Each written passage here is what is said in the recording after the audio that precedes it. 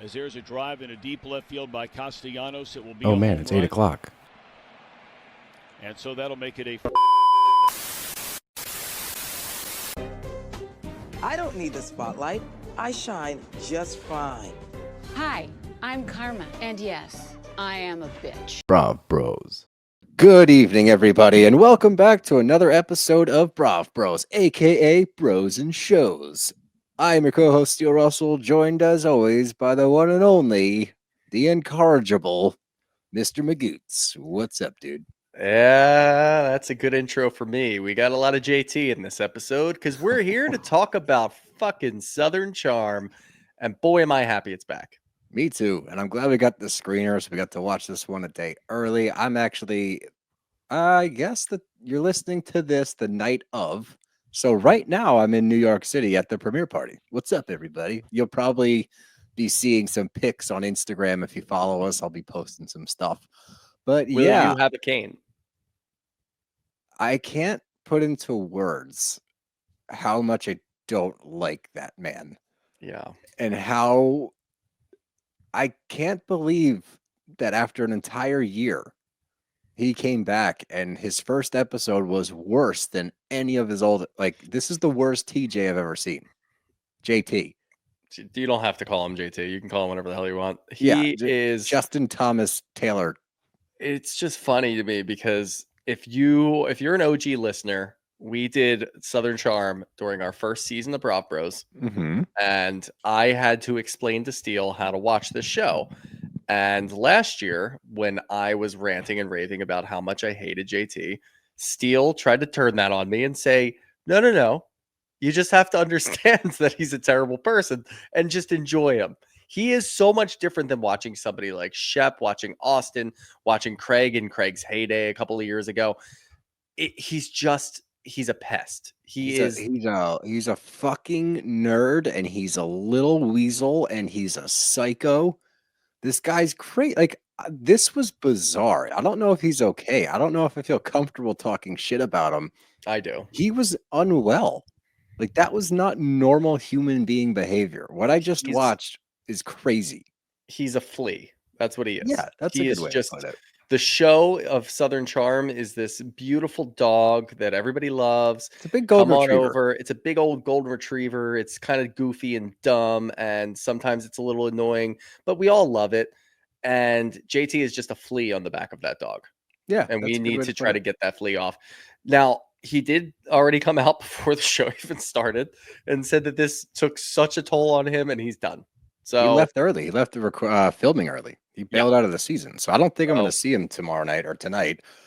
I kind of hope I do. I know he knows who we are. He had our TikTok removed. Yeah. So that would be hysterical if I walk in there and see, I'd have to bend down and look around to find him. But like, we're not usually this mean over and over again. Like, we'll go after dudes. We like to go after the dudes. It's kind of our wheelhouse, and they deserve it every time we do.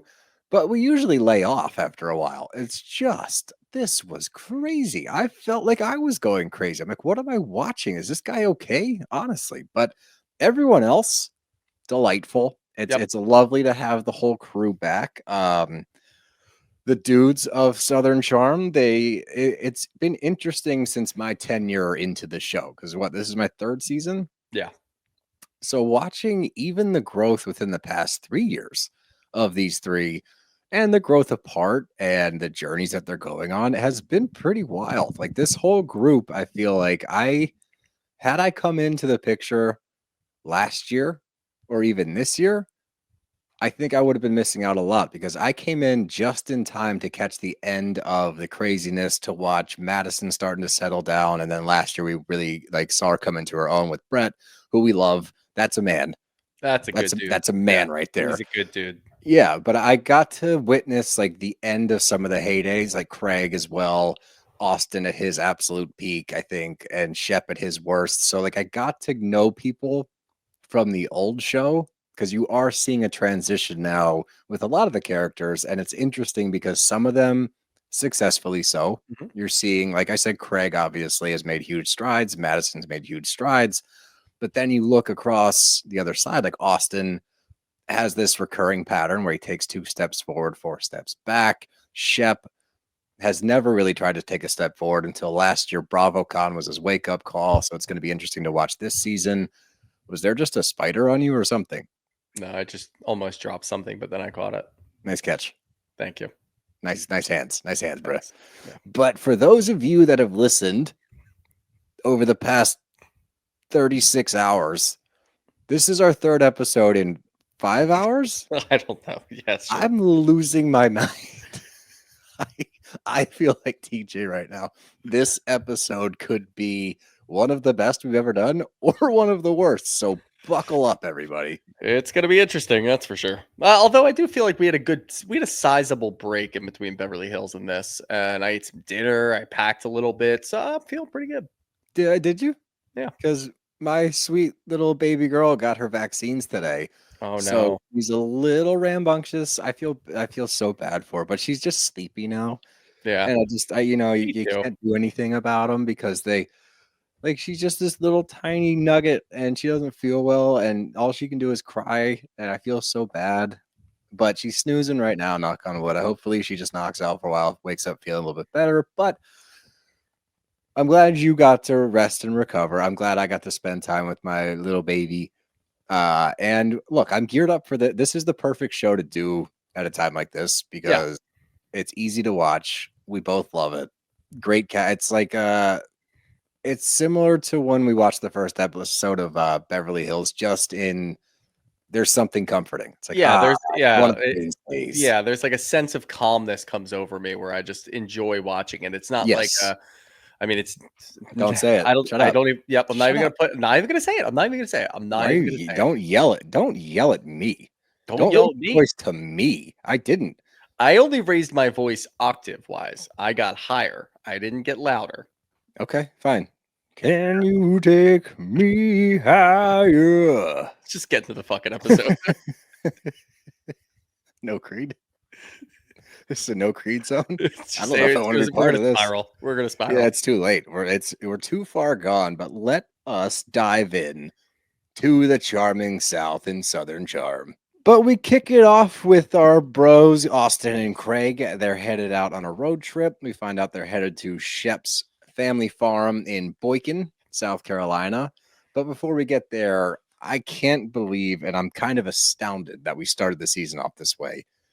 We've heard inklings, right? We've seen rumors, we've seen posts that Venita and JT got a little bit closer and potentially started dating. I don't know if we're going to get there. We're not there yet, but they definitely reconnected or connected at some point. And we see him limping into a store with a cane. I'm like, what the hell happened? And as he starts to tell the story, I'm like, okay, that's kind of scary. He's on an ATV, Costa Rica, hits a dirt patch, spins out of control, goes into the jungle, and then sees the ATV just careening off the cliff after him, lands on him. And he's laying in the jungle and he's panicked. He doesn't know if he's going to die or lose a leg. In my head, I'm like, I don't want to make fun of this because this sounds pretty serious. Until they showed the bruise. Yep. What does he need the cane? I'm sorry. I don't want to be insensitive. And it looks like he's in pain, and I don't want to make light of it. Maybe it's a bone bruise. Maybe, but it could also be, I don't know. It's so I try to be nice. Maybe he fucked up his ankle too, and that's the main thing, and they didn't show that. And they just showed the bruise. It looked like, you you ever get like, I'm sure you have, you get hit with like a fastball on the inside of your leg and it's got a bruise there. That's what it looks like. Yeah, that's happened to me before. Yeah. Yeah. Well, yeah, the catching too. You get a little foul ball pop up down there. Yeah, something like that. That's what it looked like to me. Mm-hmm. Not a fucking 2,000-pound ATV coming down a cliff at you. And again, don't want to minimize. I don't want to minimize it. But do you need a cane? Don't want to be overly mean. Do you need a cane? Or are you trying to get some sympathy? Bro, it wouldn't. That's immediately where my head went. It's like, how much is this a sympathy cane? How much of this is a necessary cane? And it would have been easier to lay off if the episode didn't go the way that it went. But watching actually, you know what? I can answer it right now. He doesn't need the cane. Just limp around, dude. Okay. Just limp around. It There doesn't you look go. like it's like load bearing. You're not like leaning on it too His hard. leg isn't load bearing. That I have to disagree with you on. No. The cane isn't load bearing. He's Oh, not the like cane. leaning on it like heavily and It's like like, no. scraping through. He's walking through fucking grass at the Carolina Cup later. You know that whatever. Yeah, I don't know. Just walk I on don't it, know. dude. Just I don't limp know. But here's the thing I want to point out. So him and Venita get together in Jamaica. As we know from that Jamaica trip, the only reason that he connected with Venita is because he got shot down by Taylor. He confessed his love to one girl and then immediately goes over to Venita and finds comfort in her. We like Venita. I've Yeah, I don't know what always the liked fuck you're Venita. doing, Venita. I Venita, don't either. She's smarter than this. just yeah. I had a thought that like I don't know. Look, this is probably because I like Venita, and I'm gonna try to ward her against this. But did she just kind of like think maybe could be like a storyline for me? Because there's a lot of people that are saying that I don't do enough and I don't get enough screen time, and because we've heard it before that she does a lot, and there's a lot of scenes that she's in, but it ends up getting cut. And then we only see some of it, and we're like, all right, Venita, like you got to step it up and do something because we do like you when you do stuff, but half the time you're not doing much. Maybe I'll meet you halfway. I'll meet you halfway here and say that maybe she did go to try to mix it up with TJ just to be friendly with him, to be in another scene, or that's gonna fucking drive me nuts. JT. Maybe she did that, like to just be on the show, and maybe somewhere along the way they did actually connect, and they are actually friends, and there is something here. It was surprising to me because again, Venita she's very smart, and we love Venita. So this is going to be really interesting to watch how this whole thing kind of came together, where it's going, and how she puts up with it. Because in episode 1, you get a confessional from her at the end where she's like, I wish JT would have just like asked me and listened to me. He normally does. I'm like, what is the dynamic of this friendship? Because I'm intrigued now, and it doesn't make a lot of sense to me, but hopefully with time it will, maybe, perhaps. I don't think so. Wishful thinking? I don't think it's ever going to make any sense to me. Like a beautiful woman shacking up with a medium-sized bag of dicks just doesn't make any sense to me. I'm glad that we decided to go light on TJ out of the gate. JT, god damn. This is going to be impossible, man. It's even funnier because you can't get his name right. I hope I see him tomorrow night. But let's keep trucking. We get to Austen and Craig. They're on their way, and we learn about Austin's girlfriend. We've heard about Audrey is her name. I think we met her at Pillows and Beer, right? Yeah. So I believe they're still together at this point. They've dated for 3 months, according to Austin. Is that right? Yeah. No, so I don't know. Timeline. What month is it right now? We saw them in January. No. I'm talking about the show. In the show, they've been dating for 3 months. They didn't start filming. They must have been like 6 or 7 months because they didn't start filming until spring. They started filming in April. 3 months. I don't know where I got. Okay, whatever. Yeah, we'll figure out the timeline at some point. But it's shocking to hear that he was the one that took the step forward to make her his girlfriend. Yep. Growth, perhaps. He's growing up a little bit, or at least attempting to do so. We get some news that could potentially challenge that later. But always think about the source and who's talking about it. So until we get some actual real information there, we will not speculate. It's just important to note once again, potentially moving forward for Austin, which he needs to. He needs to grow up a little bit. We tend to root for him. I think a lot of people end up rooting for him. Like he kind of pisses you off and pulls you back in. We want him to grow up and we want him to be okay. We want him to do better. And this could be the year. What do you think? He's a nice guy, but he's just a fuckboy. That's the problem. That's it. That's really it. He's a little bit of that. He's great. He's a guy's guy. Yeah. And we need him to be a guy. Yeah. Hey, come on, guy. You know what I mean? Just be a guy. Come on. Yeah. But we check in with Shep at the family farm. Like I said, in Boykin, we get that's what I like about Shep. When we learn something about him or real estate or a cast trip to somewhere in South Carolina, you get the background. Him and Whitney do the same thing. Mm-hmm. Well, this was built in 17. He doesn't do it nearly as pretentious as Whitney does it. No, Whitney, his nose is up. Fuck, dude. He had said like 3 things in this episode, and every single one, I'm like, oh no. I can guess the first one. Just say it. Ensemble. God, I wanted to fucking rip my hair out.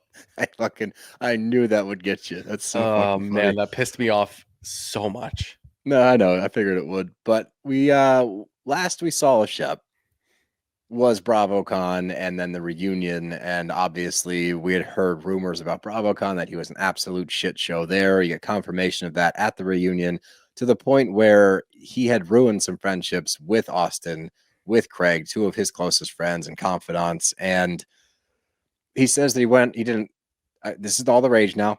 Went to Costa Rica, did an ayahuasca. Was he or Puerto Rico? Was he in Puerto Rico? No, he went to Costa Rica Costa too. Rica. No, Was he with TJ? JT? Fuck. you can't do it. No, Was I he doubt with it. They're not. No. just separate incidents in Yeah. Costa Rica? Yeah. Okay. Well, this isn't quite like he almost went full Aaron Rodgers on this experience. That's what it sounded like. Yeah, it He sounded like just an didn't Aaron do Rodgers. The darkness part was missing. That's insane. I kind of want to try that. You're not somewhat curious, No, really? no. Not a little bit. No Aaron part of Rodgers you's is like, a what's that like? douchebag. I don't Oh, trust no. I'm not. This is not a pro Aaron Rodgers podcast. I'm just No. saying that's an interesting premise to get locked in a completely blacked out cabin for 3 days on hallucinogenics. Sounds awful. That's pretty. Yeah, I don't know. It's intriguing. I would die. I would die. I wouldn't do it. I'm just saying the idea itself is intriguing. Sure. Okay, whatever, dude. But the whole point of this ayahuasca trip is he's doing some self-examination. He's trying to be better than whoever he was at BravoCon, and he wants to make some changes in his life. He recognized after that whole thing that it was time to make some changes. My whole thing, and I will give him credit, like he says, gym 4 to 5 times a week, less booze. He looks better.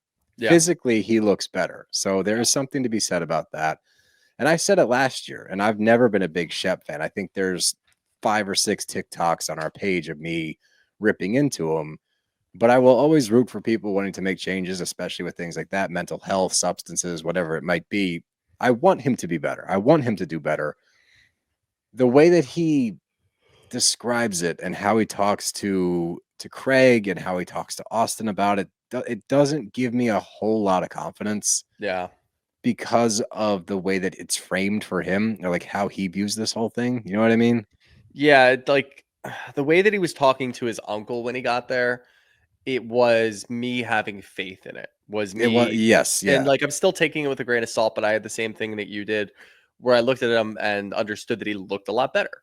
Mhm. He does physically look a lot better. He looks like he's got more energy. He looks like he's not, because he looked fucking hungover every single time that we saw him last He year. looks or strung drunk. out. He just like, looked strung out, and he looks healthier. So that's great. So that's why I'm like, okay, I'm inclined to believe you. At least you're doing something. You're making minor changes. Whatever you're doing, you look better than you did last year. So I'll give you that. And yeah, when he was sitting down with Austen and Craig, it just goes right back to the same Shep. And there's something to be said about that, though, when you're trying to make changes and then you go back to the people that you were with before you made the changes, and he hadn't seen them really much at all, apparently, since the reunion. And they just kind of like, very surface level is what we understand. But see, he almost went like right back into it. His personality came right back. He's talking really fast. He's got a lot of excuses. And then right then and there, it's like, okay, like, have you actually changed? Are you taking the time to do this? Or is this just you kind of like word vomiting everything out and just trying to get it all out there? I don't know, but time will tell for sure. Yeah, and I think a big part of it for me is the placing blame.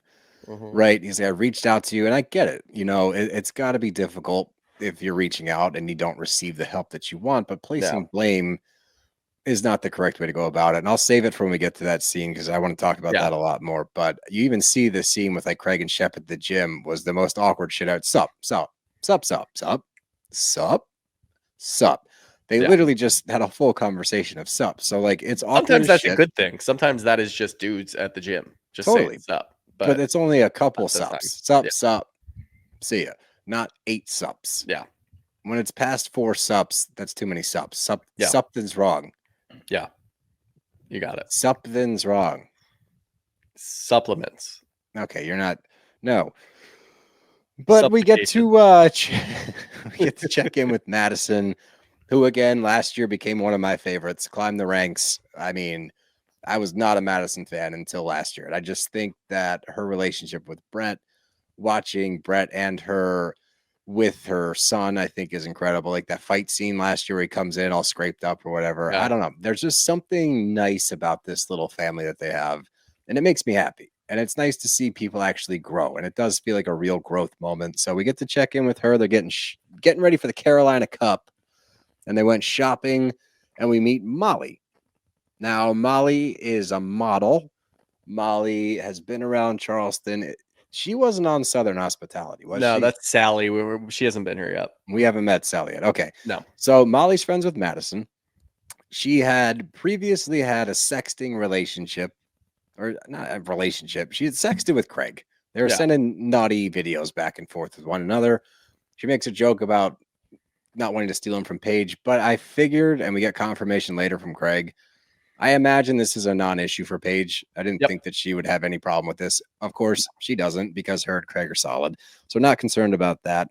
But it is interesting who she has her sights set on. And I'm here for this. I'm glad we have somebody that's like, you know what? He's got a lot of fucking money. Yeah, that's really all it is. The rest of it is complete and utter bullshit. She's not like actually attracted to the guy, is she? I can't imagine. Not Whitney. No.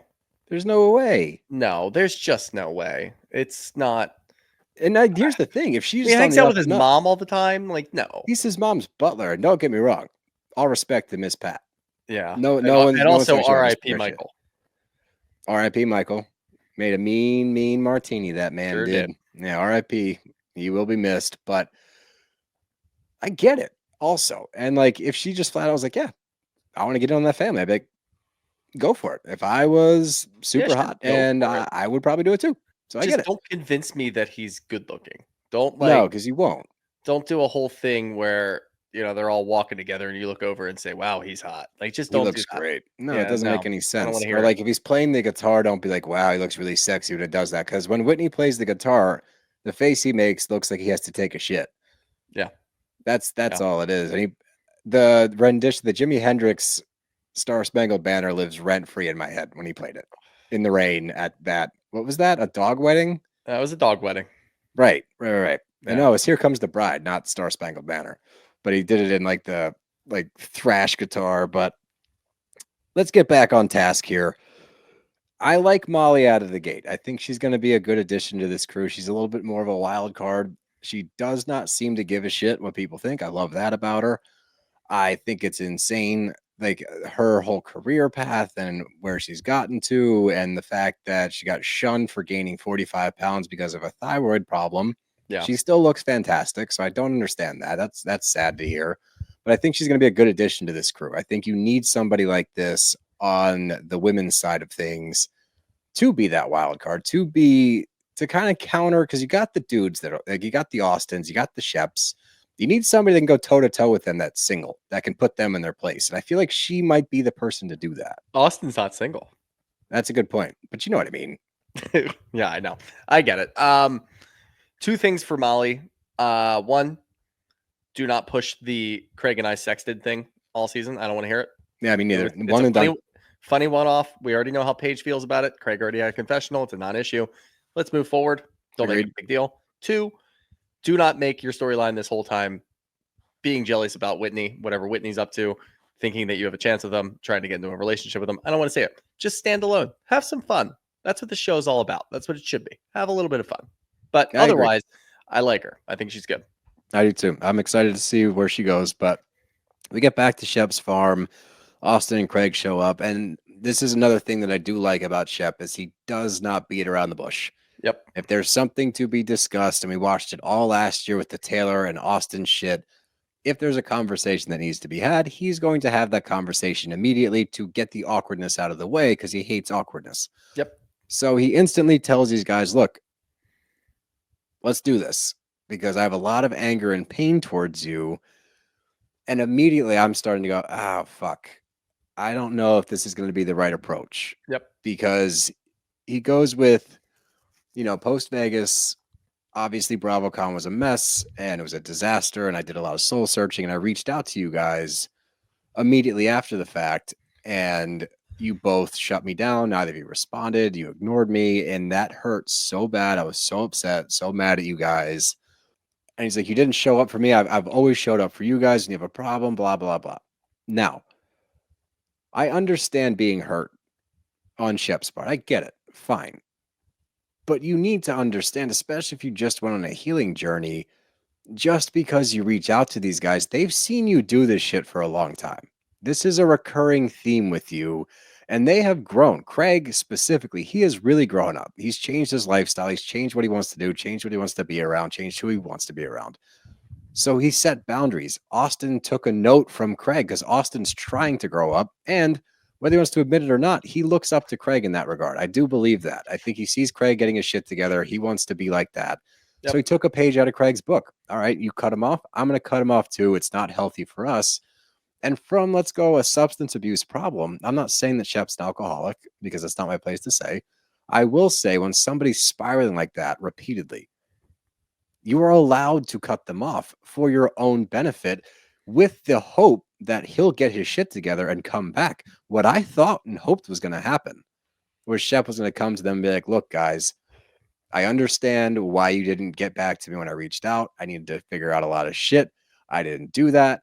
I understand. Instead, he goes to the pain and anger thing. And their response to him is, dude, you came back to Charleston after BravoCon and continued this spiral. And he's like, yeah, because you guys didn't answer. It's like, you can't do that. You can't put a continued spiral on them because they weren't there, because they had been there before. There is a limit to how long people are going to help you out when you're an absolute shit show. It's not their responsibility to take care of you, even if you are close friends. At a certain point, they have to look out for themselves. I don't fault them for that. Could it have been a conversation, as Shep says, like we could have had a lunch? It could have, but they don't owe you that at that point. Yeah, no, for sure. I mean, I don't care how much ain and panger you have built up. Yeah, you got that. Ain and panger. It's been a long day. Made me laugh. That's the name of this episode, Ain and Panger. Ain and panger. You had to add a second A in the beginning because you're just dyslexic. But yeah, I think that what we got from this scene was pretty interesting because you get to see all of their psyches. And like I said a little bit earlier, Shep went into this just word vomit. Just, I'm going to tell you guys everything that I've been thinking for months. And you can look at it one of two ways. You can look at it like this is just Shep and he's finally getting a chance to sit down with his boys who he feels like they've wronged him. And he's going to give him a piece of his mind.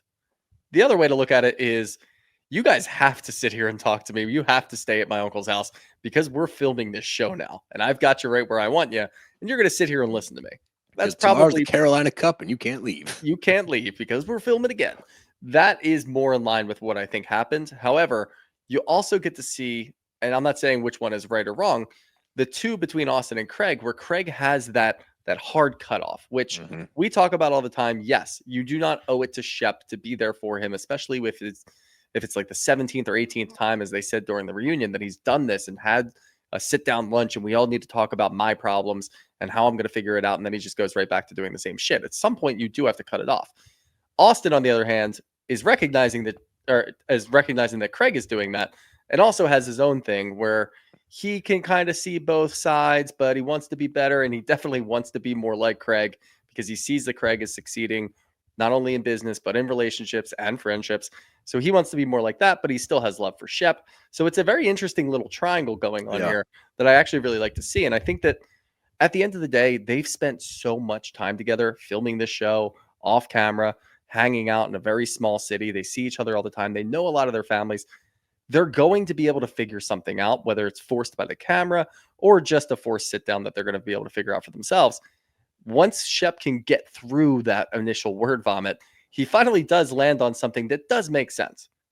Hey, instead of ghosting me and just stopping, you could have just told me point blank, dude, you've done this 15 times. We can't be there for you again.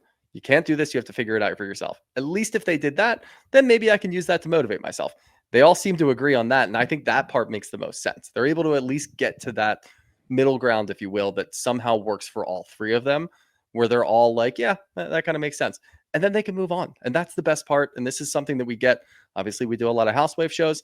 When it's like three former fuckboys, idiots that have been together for 15 years, at the end of the day, this is what you actually can do. And when they do something like that, it makes a lot of sense to me. No, I agree. And I think, do I see that point? Yeah, I get it. They don't owe that to it. They could have done that. Yeah. That would have made it easier for Shep, but they didn't owe him that part of it. And I hope that this this Shep healing journey that he's on, he takes more accountability of just putting it on himself. Don't put anything on others. And I'm not taking away from any work he's potentially already done. Hmm. But even when they're sitting there, like, dude, we've heard stories like you're still out there, you're still doing things like it's not perfect. Yeah. I'm trying. Okay, fine. If you're trying, great. But stop putting the emphasis on you're struggling because of an outside source. If you're gonna get better for yourself. Take care Yeah. of yourself. And if you need a beacon here, look at again, Craig. He's sober now, got his shit together, successful business. Austen. The fact that Austen was even capable of drawing a firm line in the sand and a boundary is pretty massive, in my opinion. Yeah. Like for him to actually be able to hold on to that. So I'm holding on to hope for Shep because I want him to be better. I want him to get better. I'm not super confident that we're going to see a massive shift in his behavior. But for the time being, I'm going to hold on to hope, and hopefully he's able to take some more accountability on himself. But we get dinner / a fire scene. You get Austen and Shep sitting by the fire, and we're going over the ayahuasca trip a little bit. And he says he had a vision, and it had to do with Austen and his sister. And I don't want to be insensitive here, saying that I'm not entirely sure what the vision was. I kind of forget because we watched a lot of TV today. But he said he Yeah. was so angry at Austen that he saw this vision of him and his sister, and it opened his eyes to the trauma that Austen had gone through as a kid, made him more sympathetic and empathetic, allowed him to forgive him immediately. Whether that was an actual trip or not, it doesn't really matter because the underlying point is it gets through to Austen. Austen